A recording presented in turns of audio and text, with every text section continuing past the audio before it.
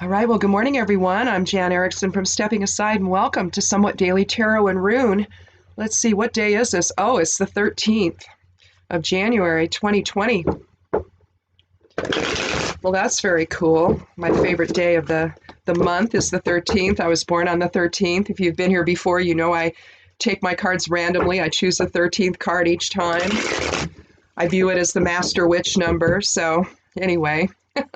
I do reduce it, though, to 4 when I'm doing the numerology of it, unless it happens to be on October 13th, which is my birthday. So in any event, I have a different place I'm doing this today, and maybe for the foreseeable future. We'll see how this turns out. Gives me a little bit more room. We're in my still room. It used to be a grow room when I was first ill. Well, not when I was first ill, but when I first became a cannabis patient back in 2010, my husband turned our oldest son's room, because they don't live with us, of course, they're in their 30s. So anyway, they were in college, and both rooms actually got turned into grow rooms when we were still growing inside.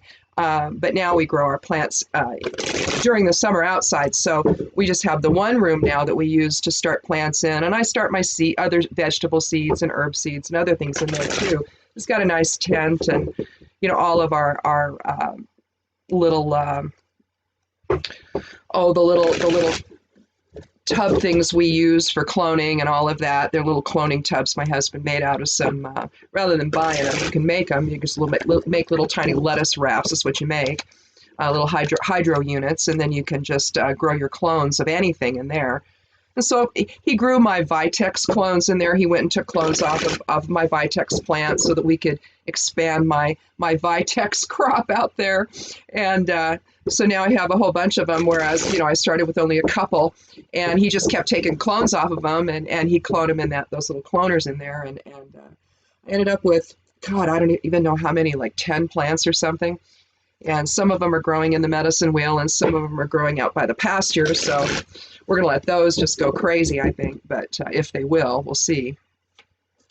But this was I've turned it into my still room or my herb room, and I have all of my herb stuff in here. I have a cupboard over there, and it's got all my herbal tinctures, and I've got a shelving unit back here with, like 4 shelves of tinctures and whatnot.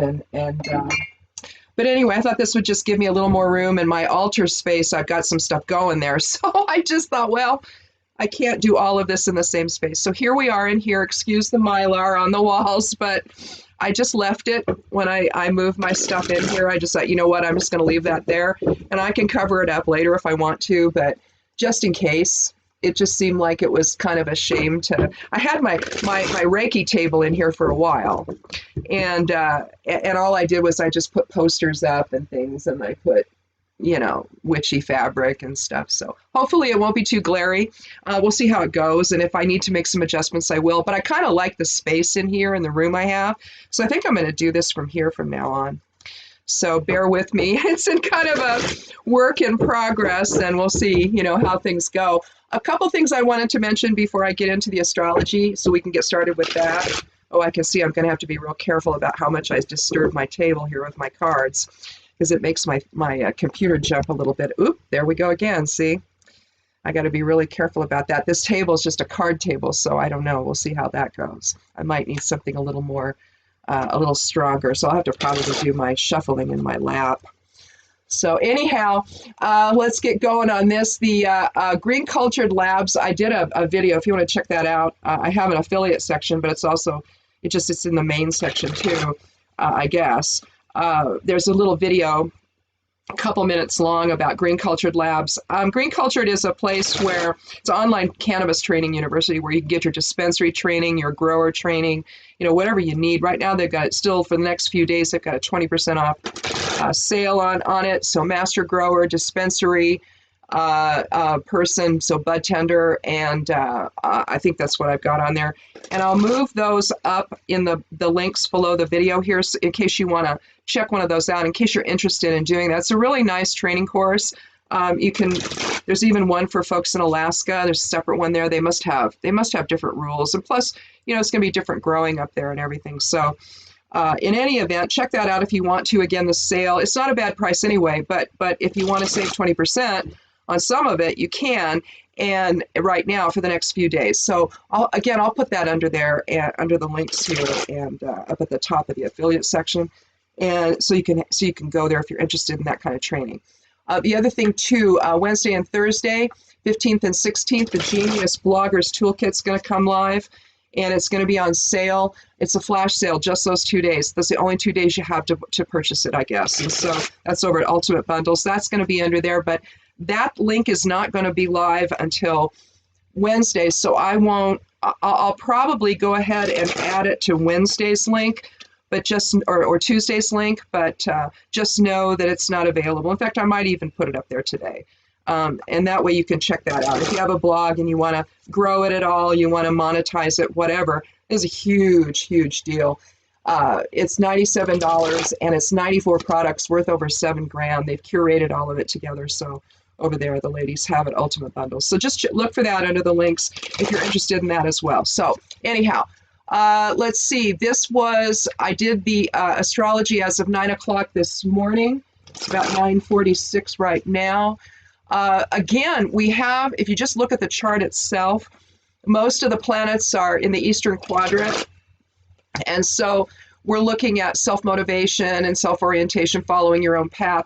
Also, in the fourth quadrant, the 10th, 11th, and 12th houses, where most everything is sitting right now, or as of that time, you're looking again at being goal-oriented. But the thing is you can get a little fanatical about it. So just kind of, a single-minded focus is fine. It's necessary, but sometimes it can just be too much and you miss things that you need to not miss. So anyway, pay attention to that.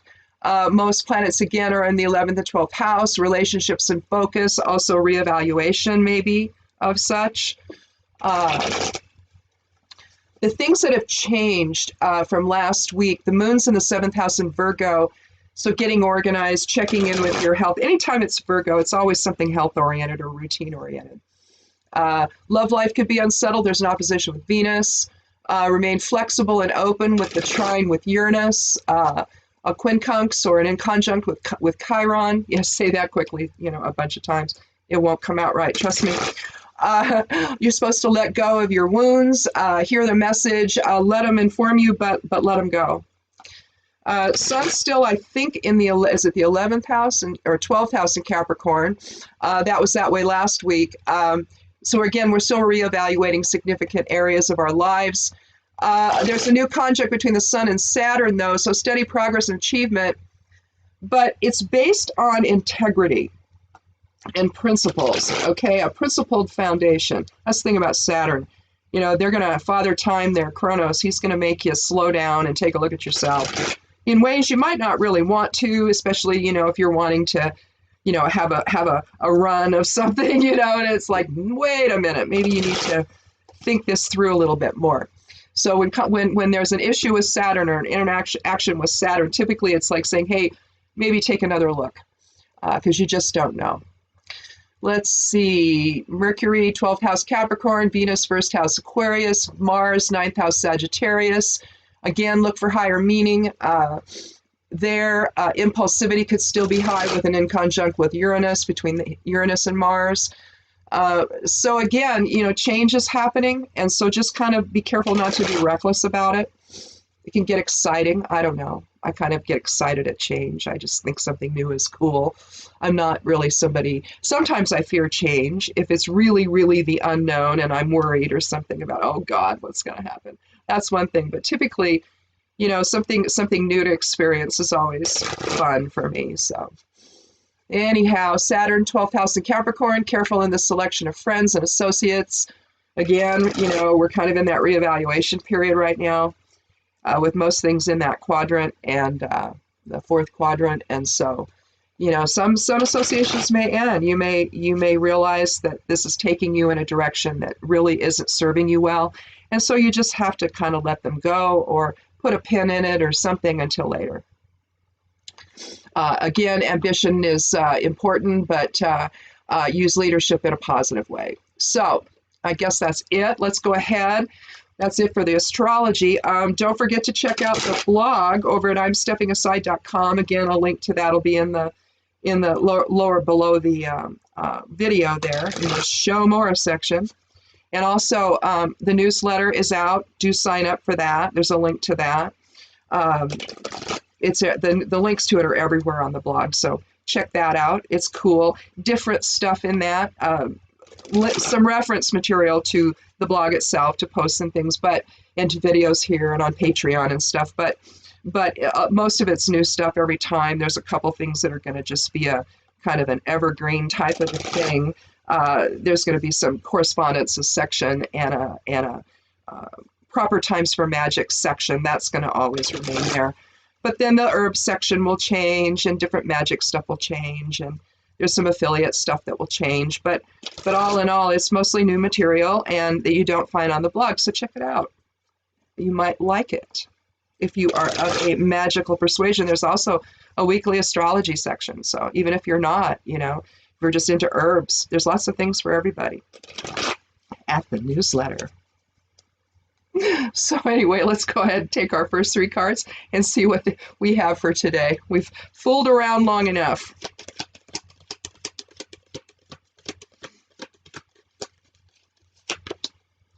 Well, we have the 9 of Swords.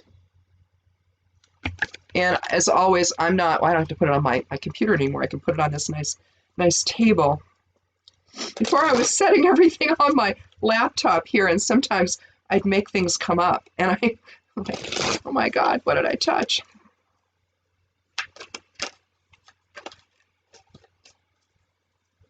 Let's do our second card.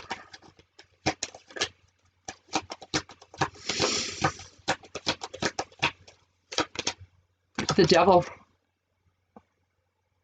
15th card of the Major Arcana. Now this may end up being our center card today. It was in my shawl there. It might be our center card today. I've been doing these 3-card readings, and then we decide at the end if we need a 4th. But I've been doing these 3-card readings from the standpoint or the movement of a yod, an aspect pattern in astrology. It's usually a 3-planet type of aspect. It's like an elongated triangle. 4, 5, 6, 7.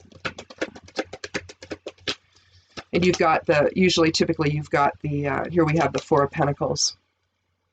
And what you have in a yod is you have the focal point, and then down here at the bottom, you've got 2 planets that are in sextile with one another, so they're happy, they're not really bothering each other, they're getting along, and they provide the foundation for the focal point. Or it could be the reverse, where the focal point is informing the other 2. And it just worked out one day, and so I've been doing it ever since. And so today what we're going to do is we're going to make the Devil as the focal point of this reading. And we're going to, let's see, what do we have here? We have a 9. And we have 15, that's a 6. So that's 15 again, and a 6. And 4 is 10. So we have a 1 energy for the reading. So new beginnings.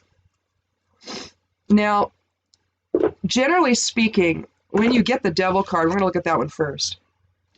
I'm going to move up a little without bumping into the table and shaking the computer. It's like, oh no, earthquake. Anyway, I don't want to say that because there have been earthquakes, haven't there? I mean, can you believe Puerto Rico? And he's not helping them? Come on, man, get over yourself. Help those folks. They're American citizens. There's not going to be an island left. There just isn't. Here we have the Devil. Now, Devil is about the choice. So is the Fool. But periodically throughout the Major Arcana, we're asked to make a choice in a sense, And here it's the choice to be a slave to desire or a slave to ego. We'll start at the top with one of the most controversial is the inverted pentagram. And no, it does not signify the devil, although it's on the Devil card.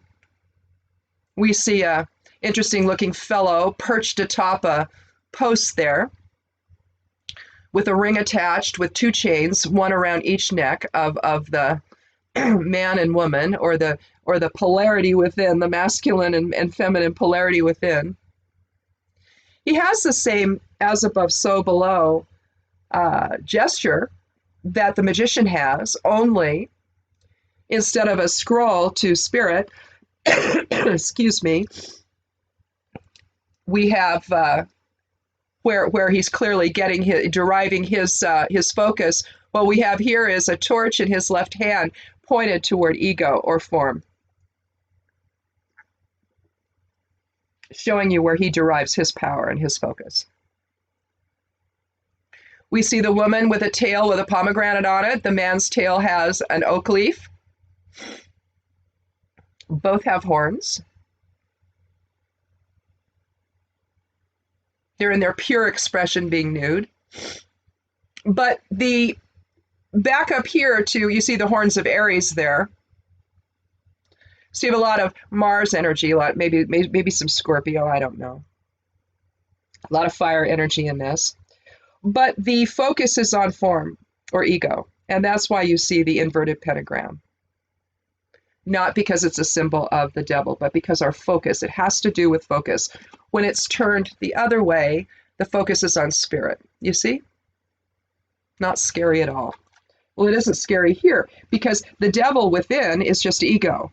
That's all that is. And whoever the person was who was here at the time that represented, somebody that, whether it was Lucifer. But what was Lucifer? Lucifer was the morning star, right? And Lucifer was somebody who brought knowledge and awareness. But it wasn't necessarily, it was, how are we going to live in this planet now? Now that we're these beings that are here, that have been manipulated, now that we're here, how are we going to live, right? It was never, and maybe, whoever his overlord wasn't happy about him releasing the slaves, so to speak. But that's really what that was. And so we've gotten that a little bit confused. And some religious meaning has been ascribed to something that likely was not at the time, but now we look at Lucifer as the devil, and that's how religion sees that, as the person or the angel that fell, that I don't know, I'm not Christian, so I don't know, but I remember some things because I did attend church when I was young, and I don't know why, I just wanted to. My family didn't, but I would go. There would be one close by. I would go. I was little. Can I go? My mother would be like, sure, go. And so I would go, and so I remember something about it, But basically what we're talking about here is the choice we're going to make between these two things. Or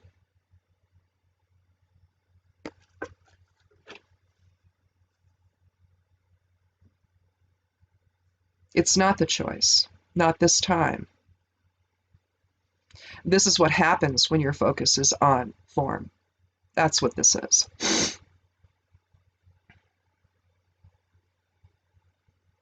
So 9 and 4 is 13, which aligns with today when you look at the small cards here. And so again, if you reduce that to 4, you're looking at issues of foundation. So where do you place your foundation? Do you place it with spirit, or do you place it with the devil and ego? Well, here the king is clearly focused on his own wealth. You see the demarcation line back here? We've talked about that before. And what to me, what it shows is there's a definite delineation between the town and himself. He's not really the king of that place. He's the king of himself. So here you have a tremendous self-focus. Your authority is all about your wealth and about what you own and what you can take from others. He is unconcerned at all with what his actual responsibilities are, and his responsibilities are only with making money for himself. Clearly something we're dealing with right now. But it illustrates a focus on ego that's unrestrained. Really, even though you're chained to it, it's an unrestrained experience, because once you're chained to it, spirit doesn't even factor in. And here, in the nine of Swords, now this is actually a positive card because it's sort of the end of illusion. Let me see here. Well, it's ego, focus, and grief. It's not really the end of illusion. The 10 is the one that's the end of the illusion, and it's darkest before the dawn. So here you're very wrapped up in it. But look at this. Look at the pattern that the swords are arranged in. So this is something that's been plaguing you. It's a very intricate set of beliefs that really are not serving you. They're not of spirit. They're only of ego. They're of perception, all right? And contained within perception is judgment. And when you have that, you know, you're going to only have this ultimately. It's going to plague you. It's going to upset you. Here, your sleep is being interfered with. But with the 9, there's also a sense of completion or endings, all right? So it's almost like they're being gathered up and they're being put in their proper perspective, maybe. Because the next one, with the 10 of Swords, the end of illusion, there's grief, but the betrayal is complete and the difficulty is over. So here, it's almost like you're getting ready to let it go, but you haven't yet. The thoughts are gelling and coming in, and you're realizing that paradigm, because when you see things like this, it's one thing if the swords are scattered, because then it's disparate thoughts, or if they're like pointed downward, and you know, like in the 8 of Swords, where the woman's all bound up, and you see the swords all behind her, and that she's in the wet, soppy sand. So you can kind of see the progression from the 8. She's starting to take a little bit of control and to align in her own source presence, and to get away from the thoughts that are plaguing her or other stuff that's coming in on her. And then in the 9 here, we're ordering them and we're getting them ready, because in the 10, we're going to let them go. So I don't think we need a 4th card, do you? I think we can move on to our Elder Futhark rune, and then we can figure out what the geomancy rune is going to be. Weekly Rune and Moon is up on the blog. I forgot to tell you that. That's up. That actually went up Saturday night, so check that out over there at imsteppingaside.com.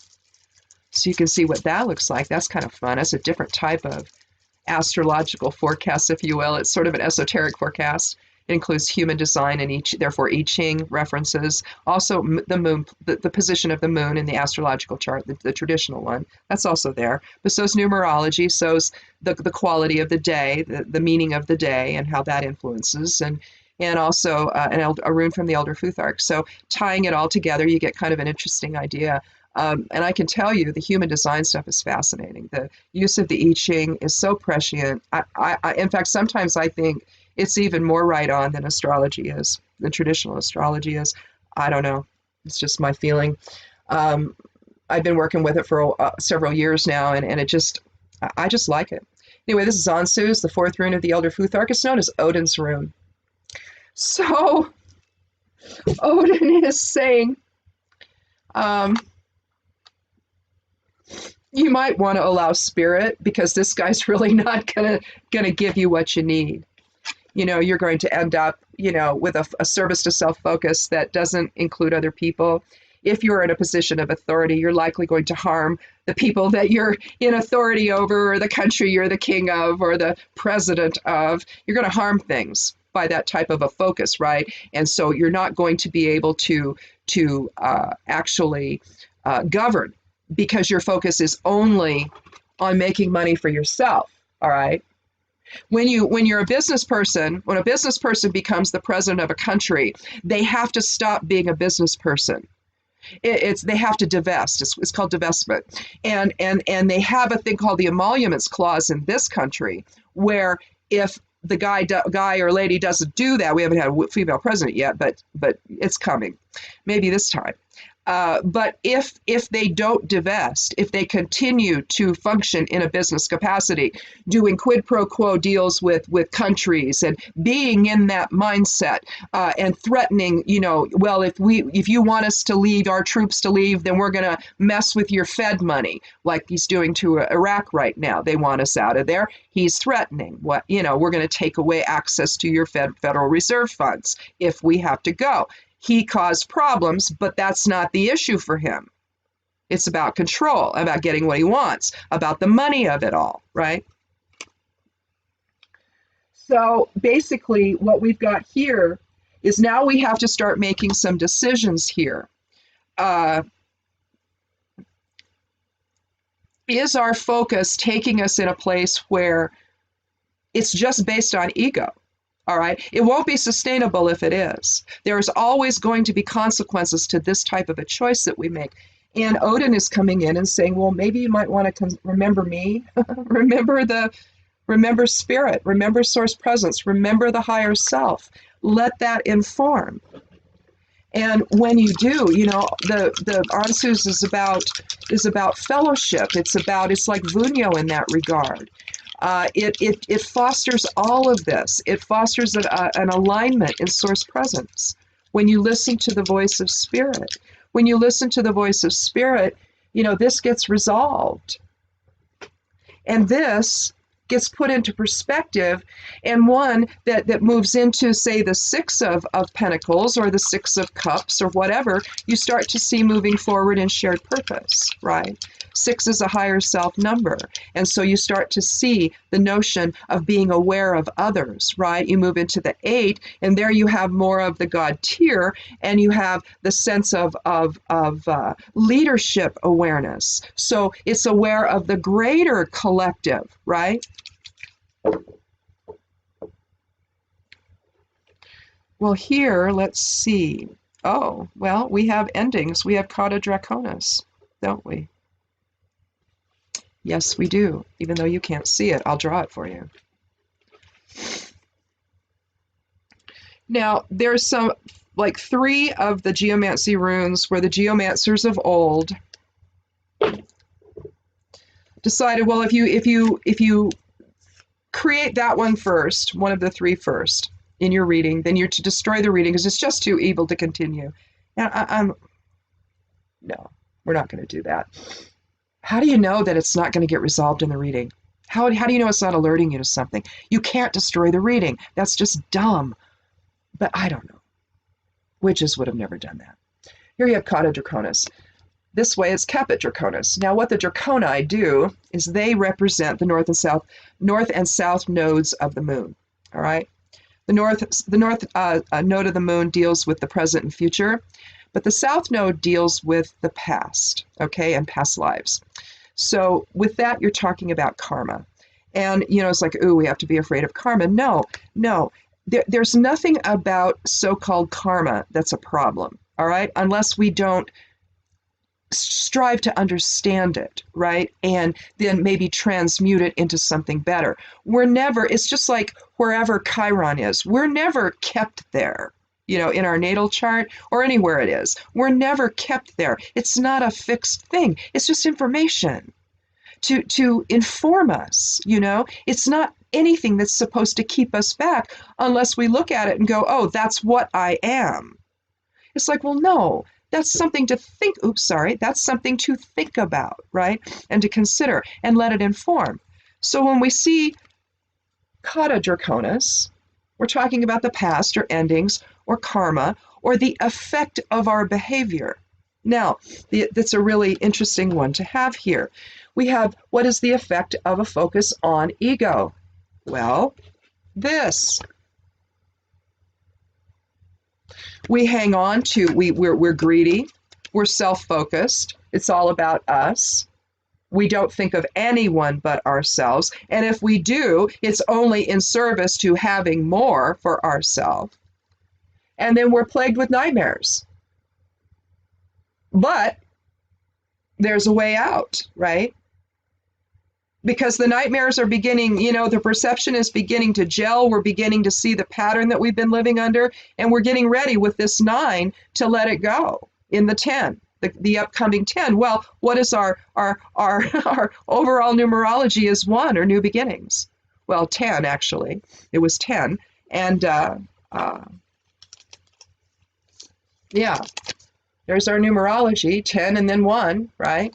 So basically we're on the precipice here of understanding some patterns of behavior that we've been living under and expressing to others for a long time, and it has to do with a focus on ego, and which is completely unsustainable. Well, I mean, maybe not for this guy, but his time is coming, isn't it? If it's referring to the guy in the Oval Office, well, he's already been impeached, irrespective of what the Senate does. He's been impeached. So that's just a given. It's a fact. So I'll put that cup right in front of that salt deal over there. I've got 3 salt candles going, so Himalayan salt candles going to light up, and then I have other candles going too. But I didn't know what this was going to be like. This is my first time in here. But anyway, basically with Cauda draconis, we're talking about past life influence here and karmic influences that ultimately are not going to be sustainable. Whether you're talking about the 4 of Pentacles here, or you're talking about the 9 of Swords, we've got a pattern of behavior in our lives that's simply unsustainable. It's too much of a self-focus. It doesn't move forward in shared purpose with other people, and that's our problem. And with Cauda draconis, it's signaling an end to that we're ready to look at the patterns of our lives. And, that's not easy, is it? It really isn't. So that's kind of where we're at, though, today. So that's not too bad for a Monday. Monday's kind of an emotional day. It's a cyclical day. It's governed by the moon. And again, where did we see the moon today? Was it 7th house in Virgo? So again, get organized, check in with your health.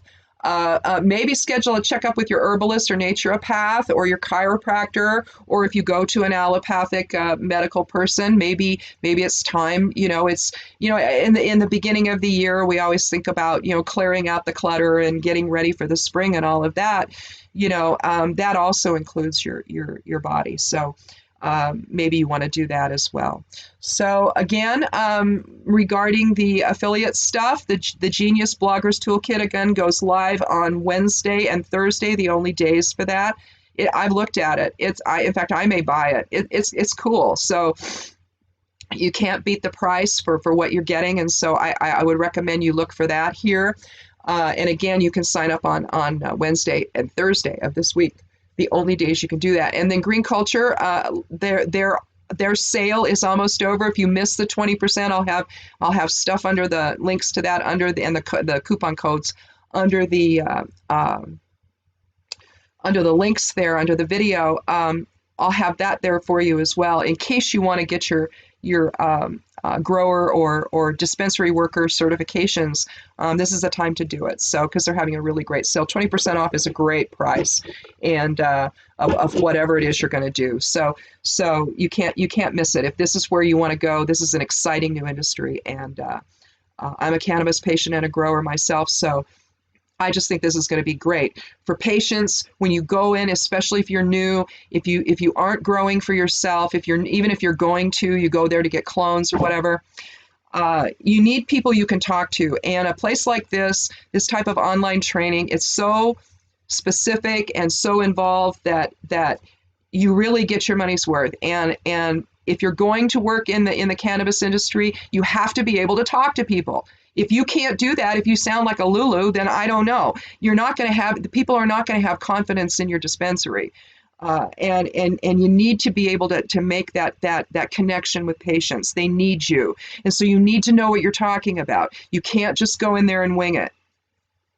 And if they don't provide their own in-house training, and I don't know how, unless they're providing this as their in-house training. And that's another thing I would recommend. If you're a dispensary, consider getting this for your working out a deal with them. Maybe, I don't know, maybe they already have one that I don't know about, but talk to them and see if you can't get this kind of cannabis training for your staff. So in any event, all that the link information will be below the video. So check it out, no matter what your focus is there. So in any event, thanks a lot for watching. Again, check out the blog over at imsteppingaside.com.